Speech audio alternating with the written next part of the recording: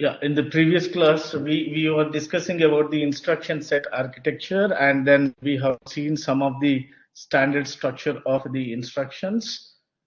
So in today's class, we are going to talk about the instruction set design, that is the hardware part, how to design the ALU using the gates, maybe your AND gate or your OR gate and some other logical gates, and then we talk about the classification. So first we try to talk about the classification, but how the ISA design looks like, that we discuss, and then we go with the classification of your ISA, instruction set architecture. So this the instruction set architecture is a the hardware part can be designed by using the transistors or gates we call. So the ALU is the design part of your the ISA, instruction set architecture. So the ALU stands as your arithmetic logic unit, which is a digital electronic circuit that performs arithmetic operations on source operands, and it produces the result. So this ALU can be any arithmetic or bitwise logic operations. So the operands must have the integer values only. So whatever we are going to discuss in coming lectures, we talk about the integer values only. So for any operations, it requires the operands and it produces the results, right? So that means what? If it is going to perform the arithmetic operations or your bitwise logical operations. So in arithmetic operations, we consider the arithmetic operations like the basic arithmetic operations, that is your addition, your subtraction, your division, and your multiplication, and your logical operations, that you can find the logical operations as your the AND operation, your OR operation, or the NAND operation, or your exclusive OR operation, and so on. So these operations will be performed. And here, if you take these arithmetic operations, so we write that if you are doing the addition operation, it requires two operands, A and B. Then it performs this addition operation, and it goes and stores somewhere in the in another operand. So that we call the result part, right? So these arithmetic operations, maybe addition, your subtraction, division, or multiplication, they all be used to call it as your binary arithmetic operations. Why we call them as binary means they requires two operands. They requires two operands, right? But there is one, the operator which you call the minus operator. It can be treated as your binary arithmetic operator as well as your unary operator. Why means to represent the signed numbers, the negative numbers can be written as minus A, minus B, minus C, and so on. So there it is having only one operand, right? Similarly, if you consider these logical operations and operations, that takes the zeros and ones as bitwise operations, 0 and 1, and 1 and 1, 0 and 0, or 0 1 and 0, and so on. So but those bitwise operations will be performed. So here, to perform these operation of these operators, okay, to perform these operations, there is a arithmetic and logic unit on your central processing unit, that is ALU. So for this ALU, this consists of the operators first, the instruction. For that operator, it requires two operands. So two operands will be stored in the registers or the memory. So that is source one is A, source another source 2 is suppose B. So A and B supply to your ALU. So the addition of ALU will give the result as your destination.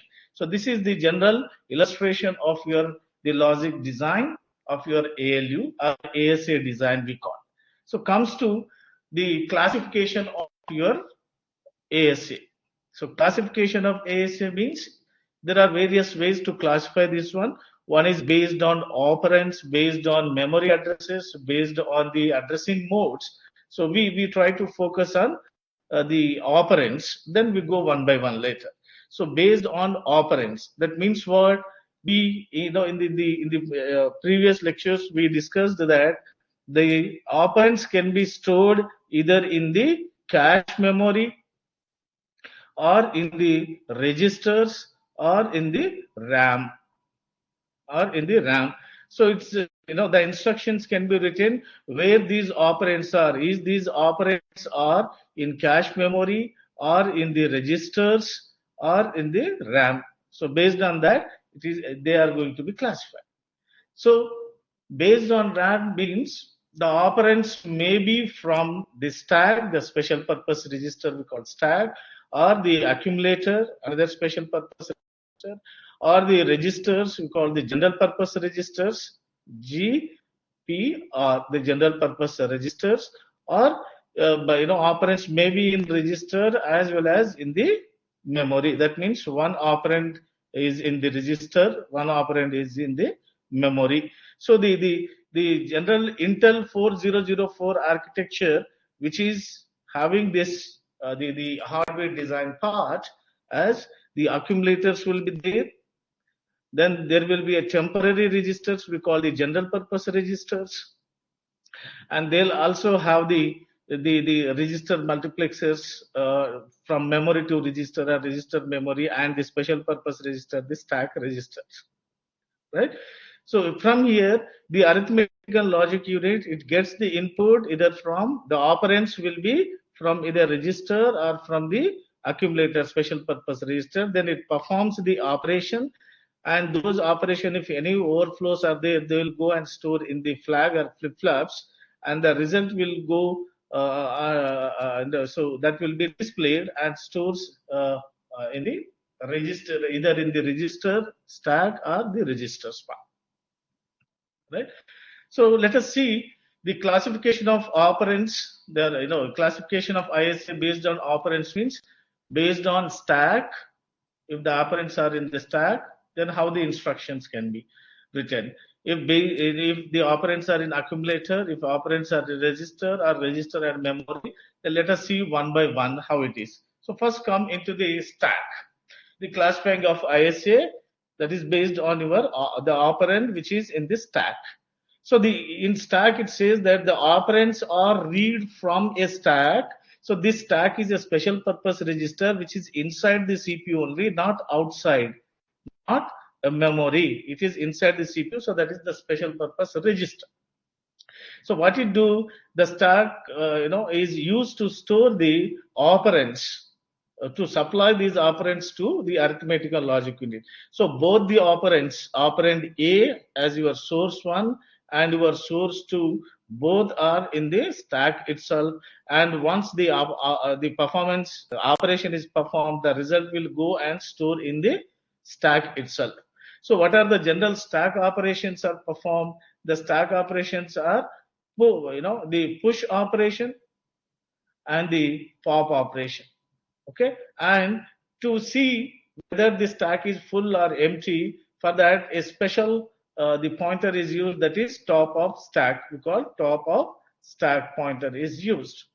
Okay, so using these three, how these operations can be done and how the instructions can be written, that we can see. So the stack architectures in this ISA, the architectures which have the stack as implicity, as we are saying that the stack is a special purpose register which resides inside the CPU itself. So this stack can act as a source as well as the destination.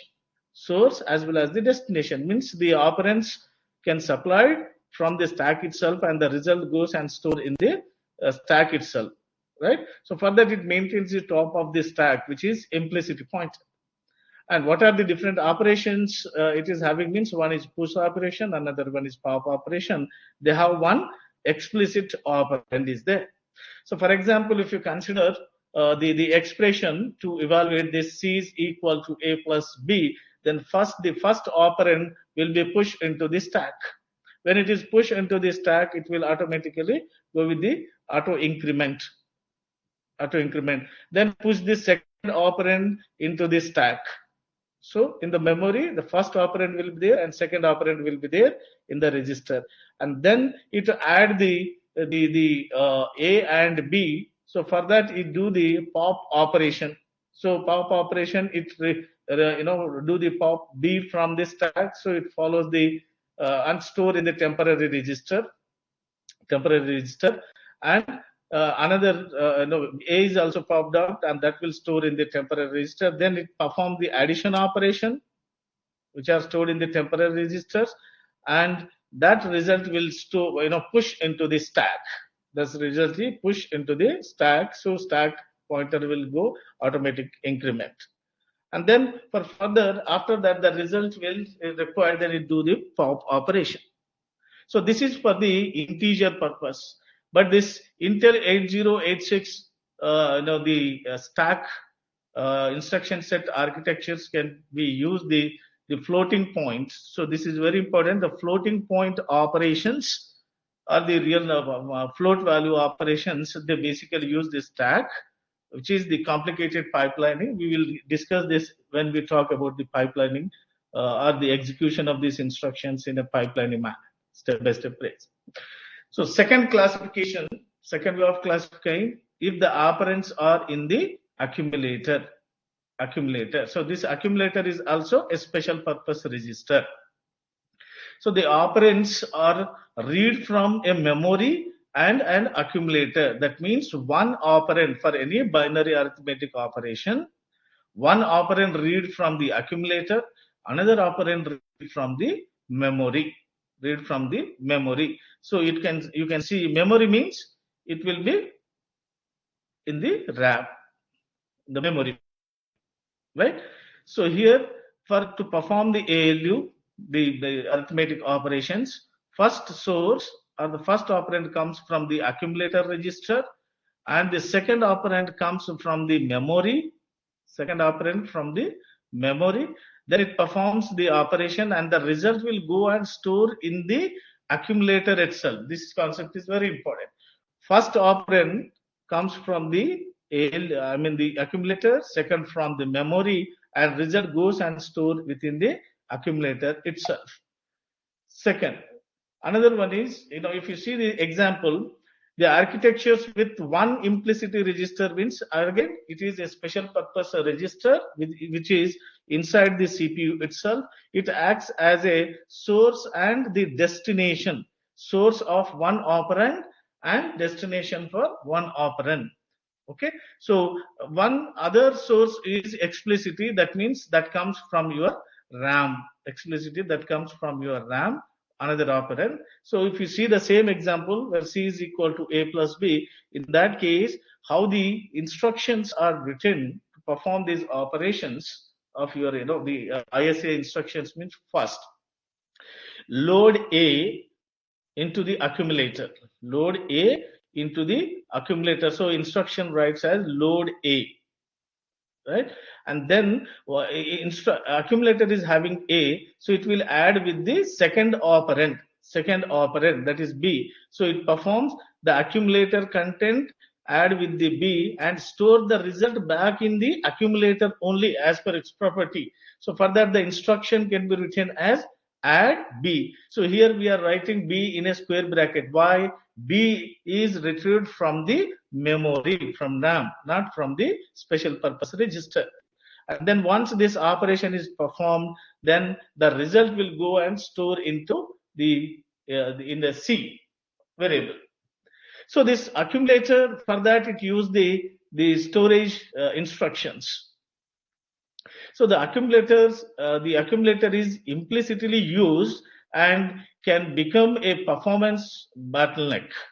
So although in real CPUs accumulator instructions are just conceptual, the conceptually implemented is the register to register. So whereas this 8086 uses this accumulator conceptually, for most integer operations only, for most integer operations only. Okay, so first one is if the operands are in stack. The operands are in stack. Second one is the operands are in the special purpose register. We call that special purpose register as your this stack. And the second one is another special purpose register. We call this as your accumulator or AC, accumulator, special purpose register. Okay. Third, we call the register and memory. That means operands are read from register and from the memory. That means what? The operands are read from random access memory, that is RAM, as we said, the random access memory, RAM, and the register files. So register file consists of all the registers. They are in the R0, or we call general purpose register R0 to your R15 register file. Okay, so multiplexers will be used to store or access these registers that we discussed. So what it says, one operand comes from the register. One operand comes from the register or read from the register, and second operand read from your memory and perform the operation here, and the operation will, the result will go and store in the register itself.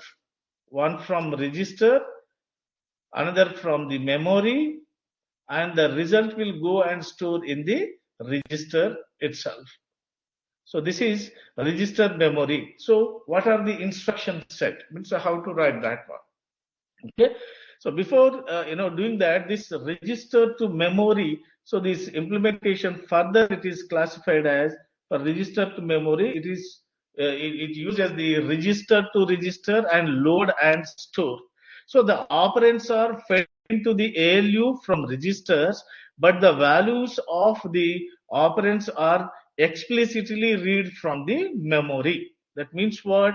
These registers consist of the address of B and address of your A. Okay, so these values will be there in the register, but actual operands A and B values will be in the RAM itself. So first the address will be fetched from your memory, and that address will go and store in the register. Okay, and once whatever content is there that specifies the address of your operand, so then it starts supplying these operands to your ALU. So the source and destination, sorry, source 1 and source 2 from your register only, and the result will go and store in the address which is mentioned here in this part, and in that address this is going to be displayed. So see here, the register memory and the register to register with load and store, we can see the two different instructions part. What are the difference in that? So this register memory and register to register with load and store, the most common approach in the modern computer architecture. Why? Because they are very fast and they use the temporary storages, that is the general purpose registers, and the explicitly operands will be there. For that the register IDs are used. So example for this, the operation to execute in register memory instruction, what happens? First, the operand A operand, that will be read from the memory and store in the register R1. So register ID is used R1 here. Okay, so the address of A is stored in R1, and then the address of B is added with the address of your A, and the result will store into your R3, and the result R3 will store into specify the location in C. So address, that is, so here it is using load, add, and store instructions.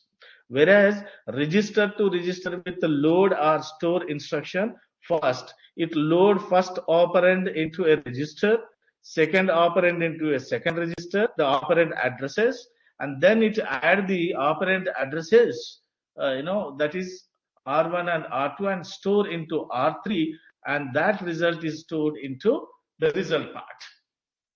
So here you can see first there will be to load operation instructions will be there, then add operation will take place, and then store operation. So load and store.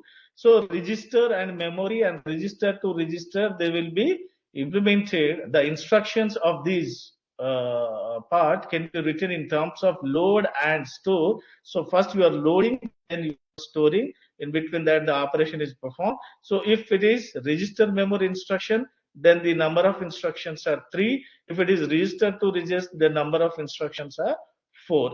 So the most of 8086 instruction set architectures is mostly register memory. So these instructions will be used. But all reduced instruction set computers, RISC, ISS are register with load and store. So the example are ARM ISA is the RISC, and the register to register, it use both one. Okay. Then the classification of your 8086 based on this operands. So up to now we discussed about the integer one, but it uses the floating point also. So 8086 uses a stack for floating point operations. Floating point means you have 5.23 or 6.45 like that. To implement this plus your the 2.11 or plus 1.50 like that. So to implement this kind of operations, we call it as floating point operations. For floating point operations, it uses the stack and the for 8086 integer instructions that operates in the accumulator itself. But for floating point, it uses the stack. So most instructions have a syntax of the opcode, destination, and the source, where this destination used as both the source and the destination, which is much like as your accumulator part. But this destination is still a register in the register file, not a real accumulator. And this 8086 integer instructions are really just register memory. So there is no real accumulator in 8086 processors. So now comes to the part of your classification which is based on the operand addressing mode. Up to now, operands, based on operands, whether these operands are in the stack or your accumulator, or if they are in the register and memory, or your register to register with load and store. So based on that, the instructions are given. Now we will see based on the addressing modes. If it is registered memory, based on addressing modes. So what are the different addressing modes? We'll see. So this ISA classification based on operand addressing modes. So here you can see the addressing mode specifies how operands are located from memory and or the registers. So there are the common addressing modes are there. So what are the common addressing modes? You remember, one is register addressing mode, immediate addressing mode, register indirect addressing mode, displacement mode, indexed mode, directed addressing mode, memory indirect addressing mode, auto-increment and auto-decrement, and finally scaled one. So these are different addressing modes. So addressing modes means they just give the address of the operand. Let us see one by one. In register addressing mode, the first one is in register addressing mode says that the operand is, when the operand is in the register, then we call that as your register addressing mode. So the example is for operation R1 is equal to R2 plus R3. So the operands are in these registers R2 and R3, and the result will go and store in the R1, the destination one. So the instruction will be given as usual, which we followed. The first comes the opcode, then the destination, then source 1, then source 2. So here source 1, source 2 and destination all are registers only. They all are registers only. So we call this as register mode. Another one is immediate mode. Immediate mode means when an operand is a constant value. When an operand is a constant value, then we call it as your immediate mode. So for example, if we are having the operation like R1 is equal to R3 plus your 3, that means your opcode will be your adding operator, and your source 1 address is R3, source 3 is your source 2 is your 3, and the result will store in the destination. So it can be written as, so if you find any constant values, that is in the immediate addressing mode. So you can write this opcode, then your destination, that is register only. Your source 1 is also register, but your source 2 is the constant value. Source 2 is the constant value. Right?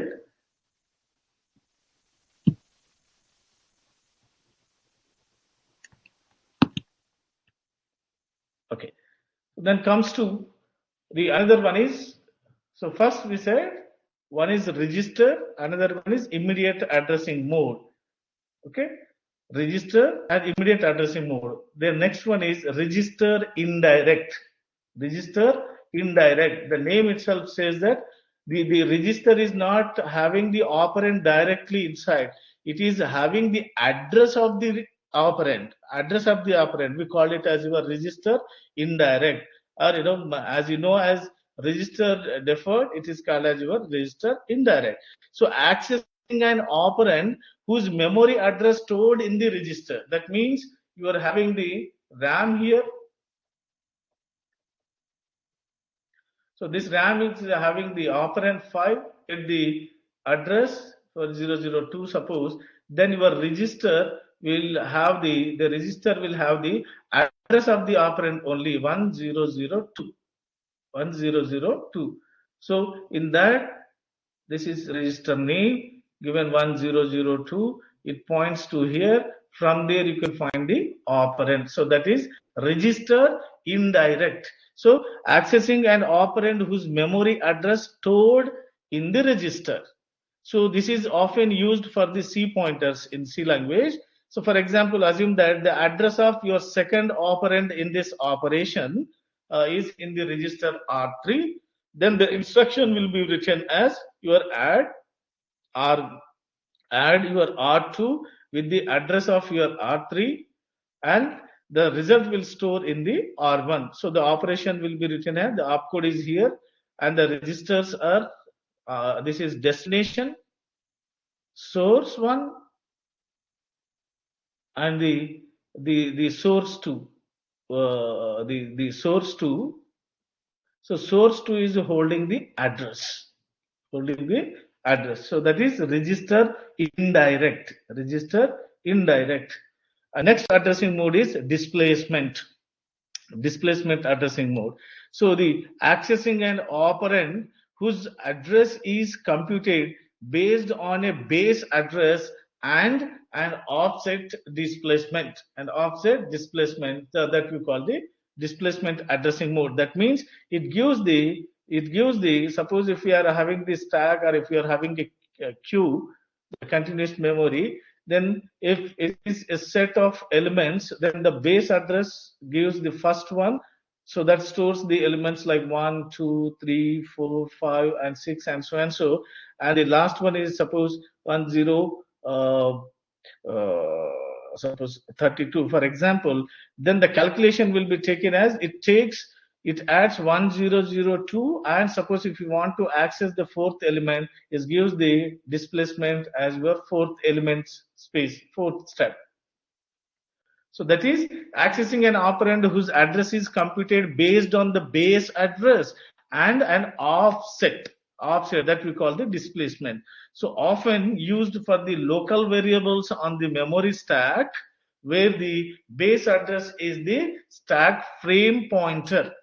Stack frame pointer. So assume here, in this operation, suppose in this operation, you can assume the address is given that the address is stored in register R3 and the offset is 100. Suppose the offset is 100, then it is adding that you are adding the base address is suppose 1002, that is stored in the R3, that is stored in the R3, and the offset is suppose you are accessing the 100th element in the memory, then you are going to adding that displacement to the R3 register, and that will be stored. So the instruction for this operation, the instruction will be given as your add the base address plus the displacement and add that content with the R2 and store in result R1.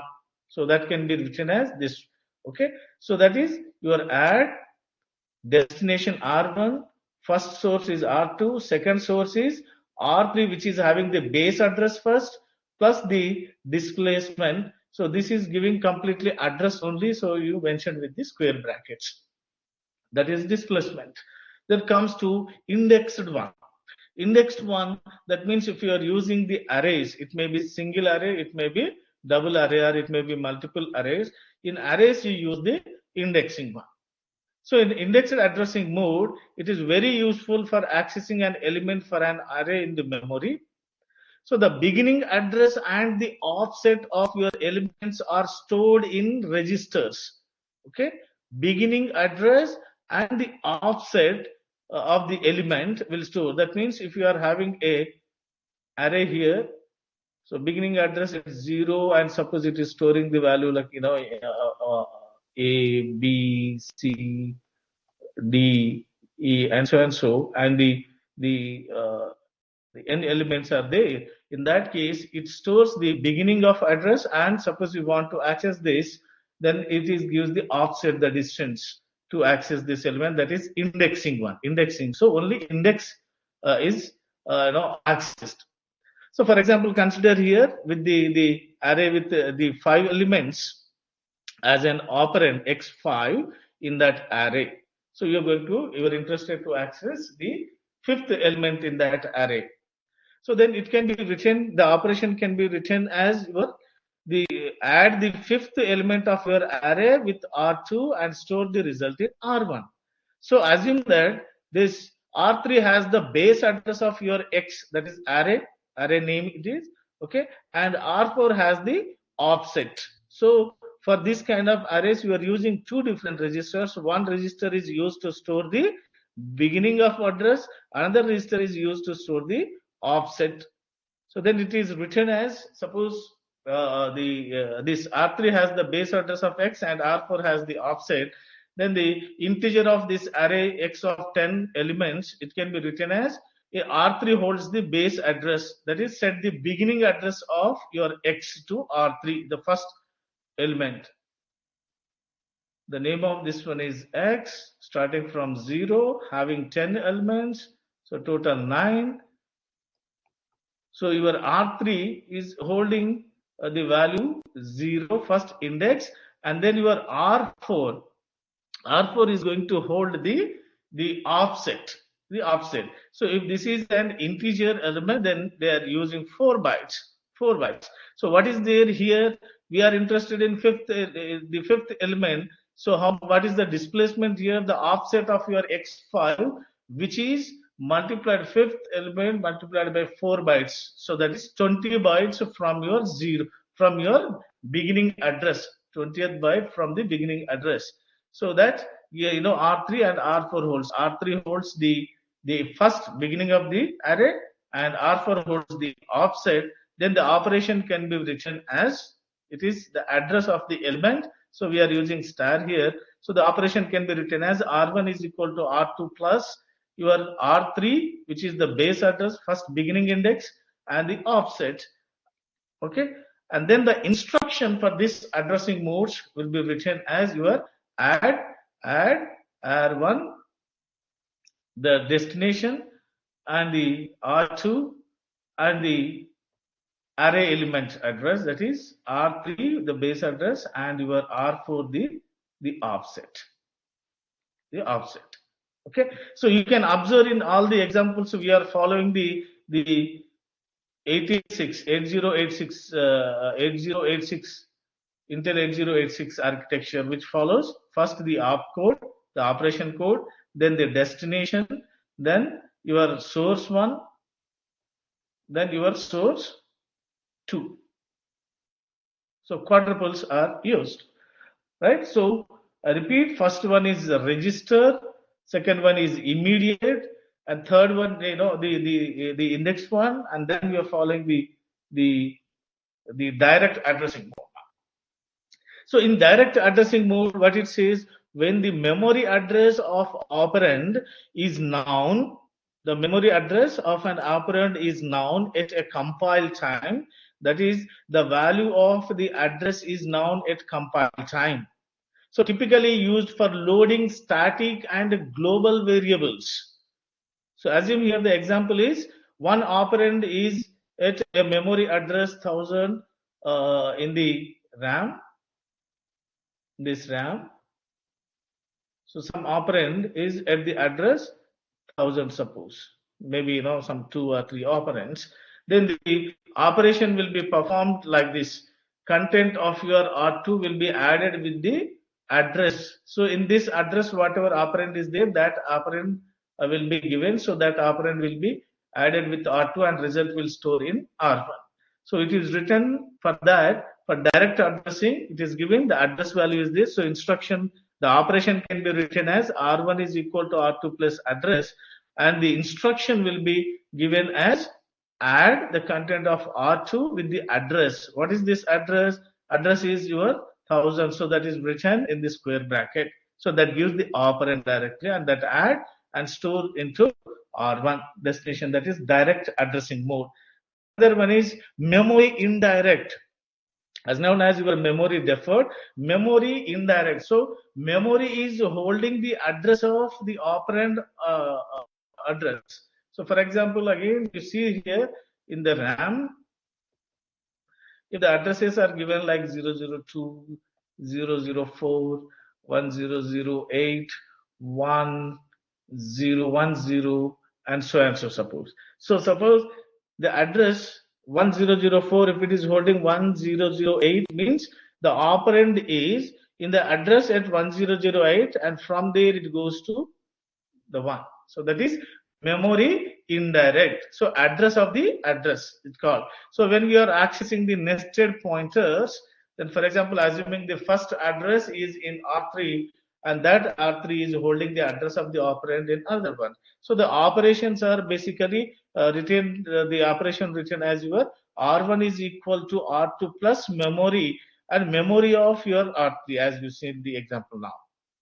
So that is written that the R3 is the address, and that address is added to your R2. So that gives the R1 is equal to R2 plus your R3. So here it says memory of memory. So the instruction for that is written as add the content of your R2 and R3. Here the symbol we use is X symbol. So this is the instruction of your memory indirect. Then comes to another addressing mode is auto-increment and auto-decrement. Auto-increment and auto-decrement. Okay. So in auto-increment, what happens? Usually it is useful when stepping through an array step-by-step process. In the array, if you are stepping through a step-by-step starting indexing from 0, then 1, 2, 3, 4, and suppose up to n elements. If you are stepping through this, then the auto increment will be there. First element will be accessed, then second, then third, and so and so. So this is useful in this array, this auto increment. So the address of current element is stored in a register. The base address will be stored in a register, and this register is automatically incremented as the code proceeding to iterate over every element in the array. So assume here the same there is an array. The name of array is X, having certain elements. So then first it holds the base address. One register holds the base address of your array. So that is, the base address is given to the R2. So for that, the operation is, while something is true, while this is true, then it can be written as, that auto increment can be written as R1 plus equal to your R2. Auto increment, the address of R2 is incremented.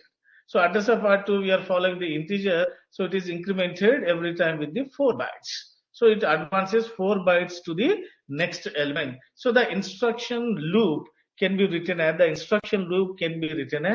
it is add the content address of your R2 with the content of your R1, and store the result in R1, plus go to the loop, go to the next element accessing. The same concept. So this is bit typical, but needs to remember that the instruction for the auto increment addressing mode is add R1, and R1 and R2 is added, and that will store into R1 and go to the loop. So the auto decrement is also similar to this one. Instead of add, it used the minus one. So here it used the minus equal to 4 bytes. So then comes to the last addressing mode. We call it as a scaled one. So this scaled addressing mode is used to access an array element with the array's base address, and the element index and the size of an element is scaled. So that can handle arrays with any type of element, such as you may find the characters, integers, floating points, or doubles. So the size is varies. The size is varying. Characters require some amount of byte, integers require some amount of byte, float requires some amount of byte, and double requires some amount of byte.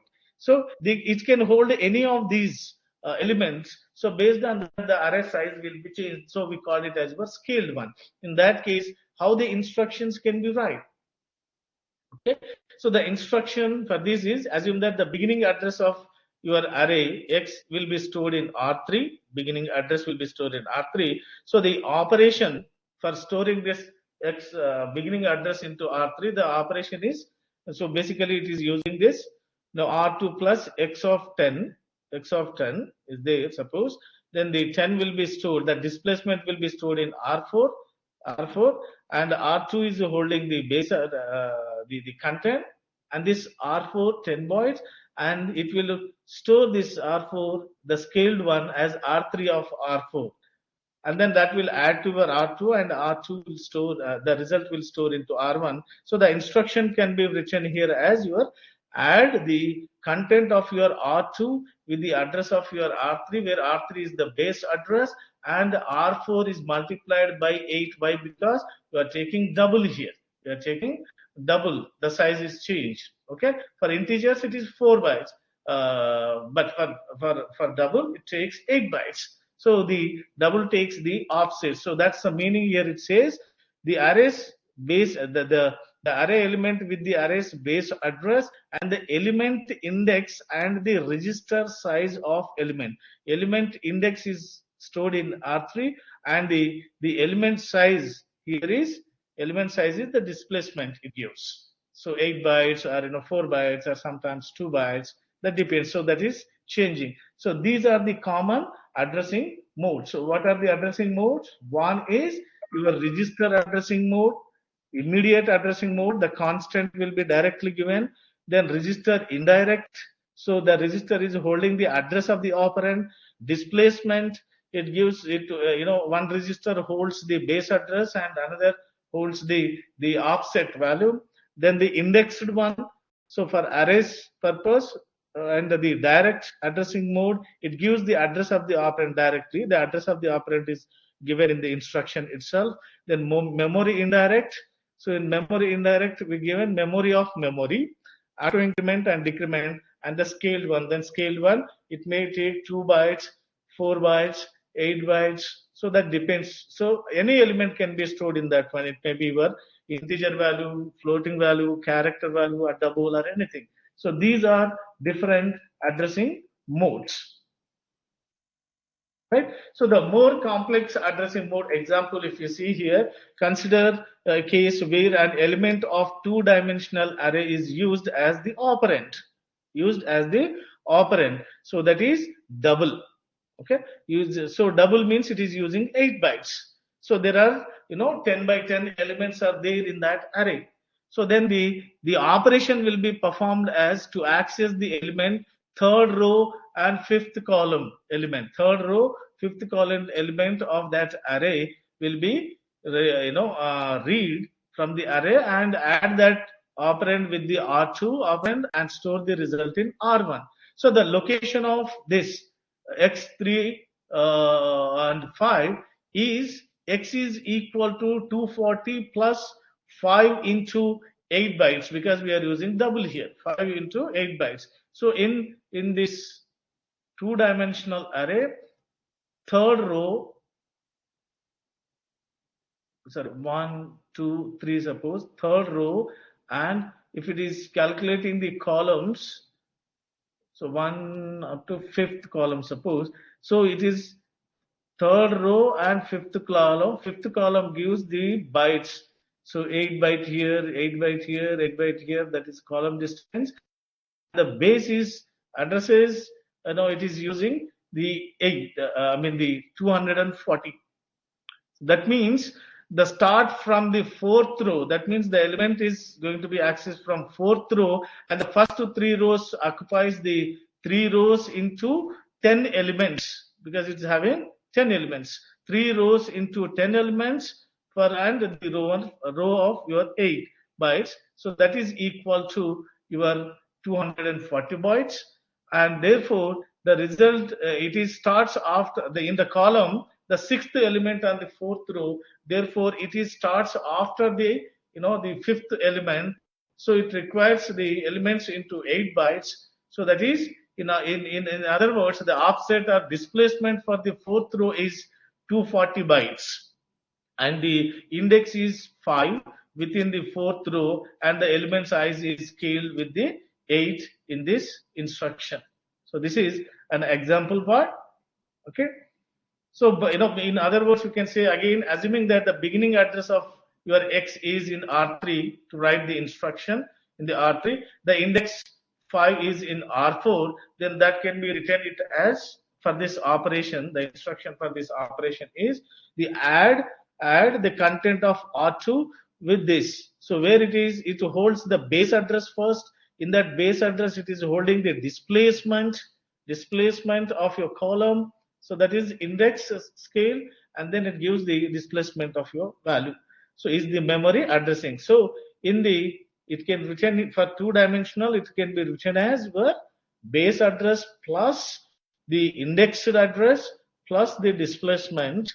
With that, then it is going to retrieve the appropriate element from two-dimensional of your x of 3 4 5, and that content will add with your R2 and store in the R1. Okay, so this is all about the instructions.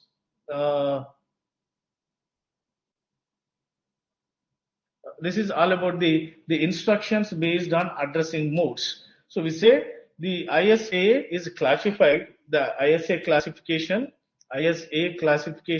is based on the operands, and then the addressing modes,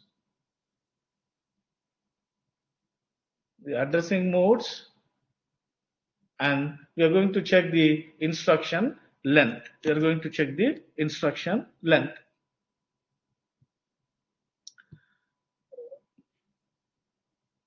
Okay. So the third one is instruction length, as we are saying. Okay. So in instruction length, the instructions, we are going to encode these instructions in binary form. So I'll just give a brief now. When we are talking about the arithmetic, binary arithmetic, there we can talk detailedly.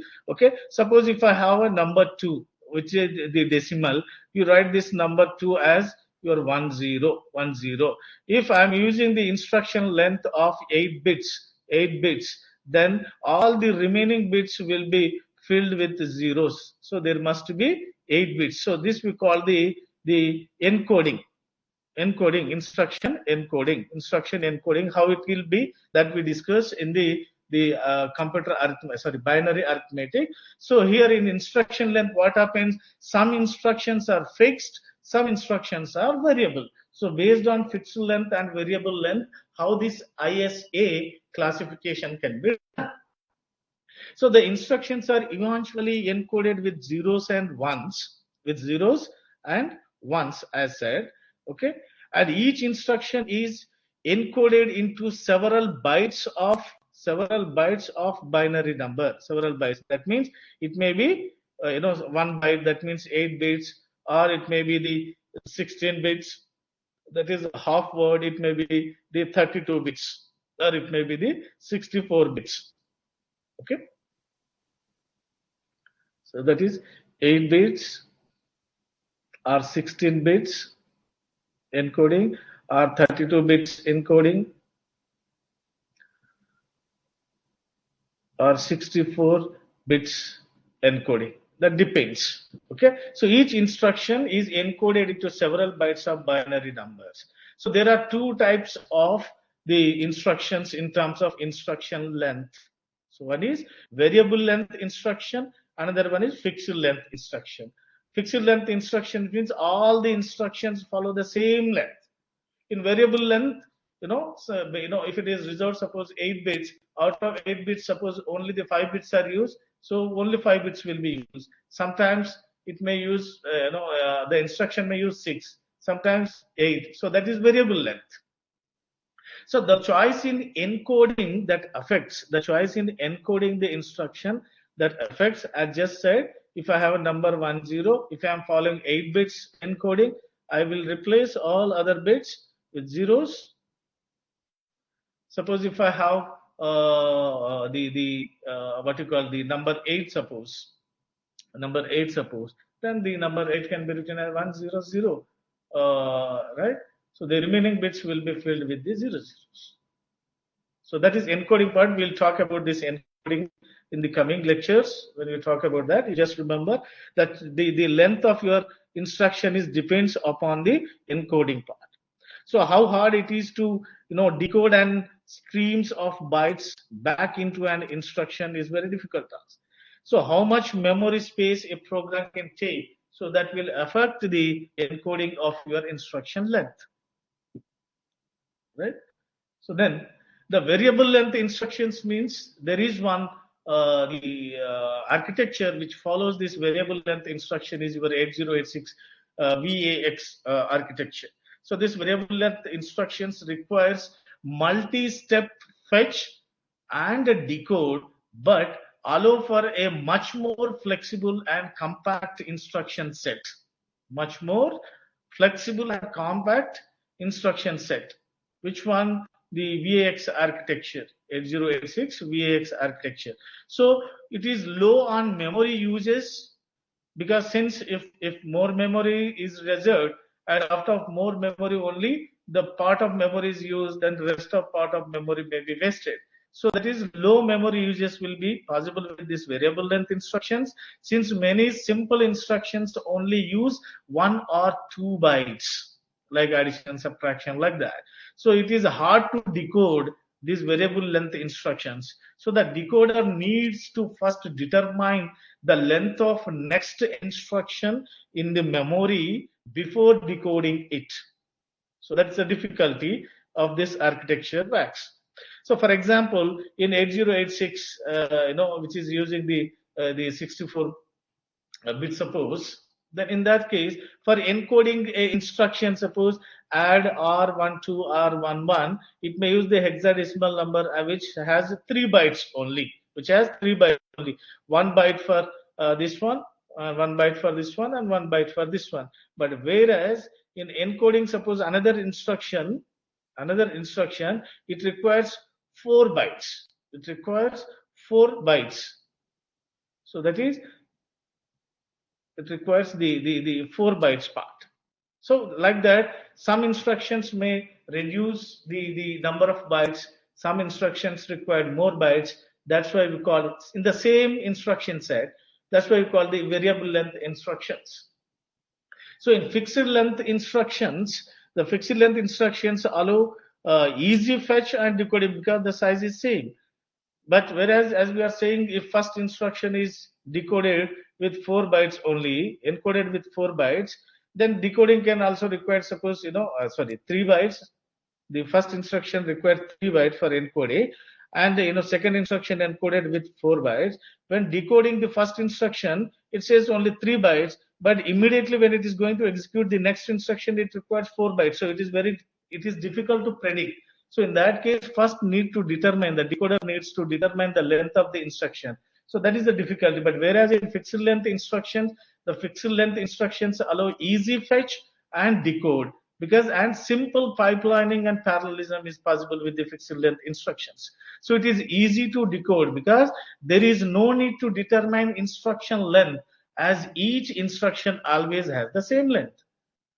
So take more memory space, this one. Why? Because some instruction, in previous case, some instruction requires only 3 bytes, another instruction required 4 bytes. So in variable length, but in fixed length, all are required 4 bytes, all bytes. So for the first instruction, this much of memory is wasted. So it takes more space as the length of the instruction is determined by the most complex instructions. So for example, for this fixed length instruction, the example is your MIPS technology follows this fixed length instruction. That is multiple instructions per second. Instructions are always 32 bits with 6 bits for opcode and the rest for the operands. Total 32 bits. The instruction is having total 32 bits. So the opcode it takes 6 bits length, and for source 1 and your destination, your source 1 and your source 2, they all require, they take the remaining bits. So how many it takes? A total of your 24 bits, 26 bits. So the standard ARM instructions are also 32 bits with the variable length for the opcodes. So the opcode is not fixed. The opcode may be, sometimes 6 bits, sometimes 8 bits, that depends. So that is variable length. So how many operands are there for the instruction? From our previous examples, you can see that mostly it requires, most instructions have 3 operands. One is destination, one is source 1, another one is source 2. Most instructions. So out of that, the most ISAs are specified 0 to 3 explicit operands for the instructions, and the operands can be specified implicitly or explicitly. Okay, and accumulator styled instructions, they use the implicit one. For multiplication in the 8086, use the destination as implicitly as a source operand. So generally only one operand can be from the memory, another operand from the the accumulator type. So in generally, mostly every instruction is having 3 operands. So the ultimate classification of this instruction set architecture, as we said, based on operands, and then based on the what you call the addressing modes, based on addressing modes and the instruction length, the instruction length. So the ultimate classification based on all these, we see that, as we have seen. So there are many ways to classify this one, but there are one classification that consider most of the features we have discussed so far now. This we call them as the classes of your CISC and RISC. CISC means your complex instruction set computers, and the RISC means the reduced instruction set architecture. Okay, so with this, okay, so this we call as the ultimate classification is risk and the CISC one. Risk and the CISC.